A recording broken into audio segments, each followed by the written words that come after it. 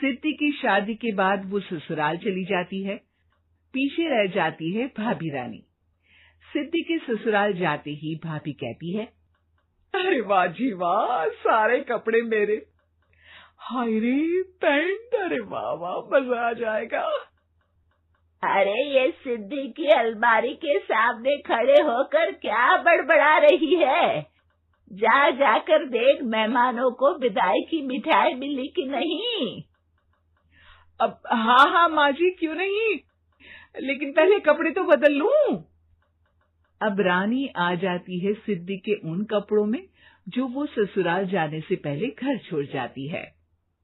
अरे रानी, कुछ दिन रुक जाती।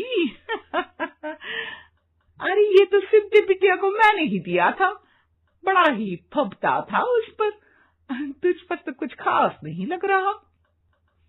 अब वो ना मेरे सारे कपड़े गीले थे तो सोचा पहन लूं। वैसे भी सिद्धि को कौन सा भी पुराने आउटडेटेड कपड़ों को पहनना है। वैसे भी ये सूट तो मैंने तभी पहना था, वैसे खास है भी नहीं ये। हाँ ठीक है, लेकिन ना मेरी सिद्धि पर तो जमता था। सारे मेहमान चले जाते हैं और सिद्धि ससुराल से मायके पहली बार आती है।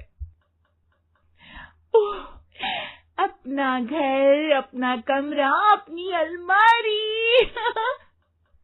ये बोलकर जैसे ही सिद्धि अलमारी खोलती है तो सामने उसके कपड़ों की जगह कुछ और ही रखा होता है। माँ, ओ माँ, जरा कमरे में तो आना। सास और रानी वहां पहुंच जाते हैं। रानी ने पहनी होती है सिद्धि की जींस और टी शर्ट। अरे भाभी, ये क्या? ये तो मेरी बड़ी ही महंगी टी शर्ट है, इसे आपने घर में क्यों पहनी है? अरे बहुत मिलती है दीदी ये चौक की मार्केट में, 150 में। ओ भाभी प्लीज, ये एरोपोस्टल है, 2000 की एक टी शर्ट। ओहो, 2000 में तो दीदी 4 साड़ी आ जाए। अब क्या बोलूं भाभी, ये मेरी अलमारी में छोटू के कपड़े, तो मेरे कपड़े कहाँ हैं? मेरी अलमारी में। अब दीदी आपको कौन से पुराने कपड़े पहनने थे?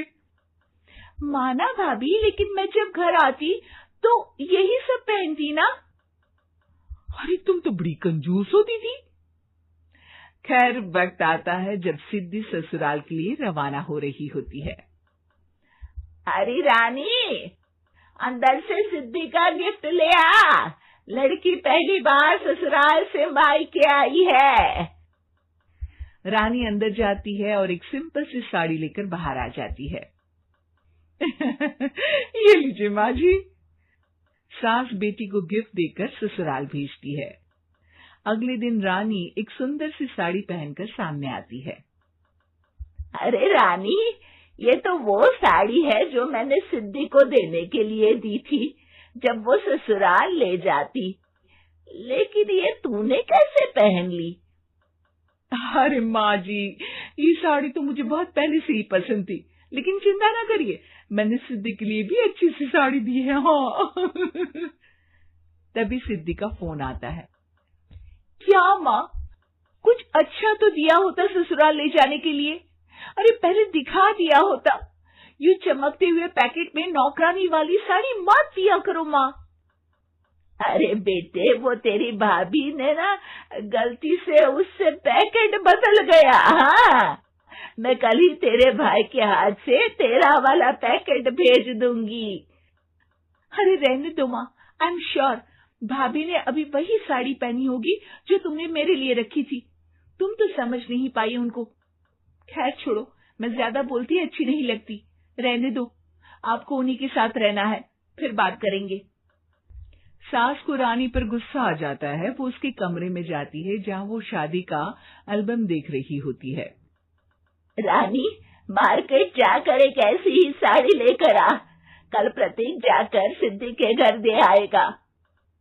अरे क्यों माँ जी, कितनी साड़ी देनी है दीदी को? यहाँ कोई सेल लगी है क्या? अरे चुप कर, मेरे बेटी के हिस्से की साड़ी खुद पहन ली, अब ज्यादा ज्ञान बांट रही है। एक दिन सिद्धि का फोन आता है। माँ, मेरी सास ने आप सबको खाने पर बुलाया है। सारे लोग सिद्धि के ससुराल पहुंचते हैं। खाना खाकर वो लोग निकल रहे होते हैं कि सिद्धि की सास सभी को गिफ्ट देती है।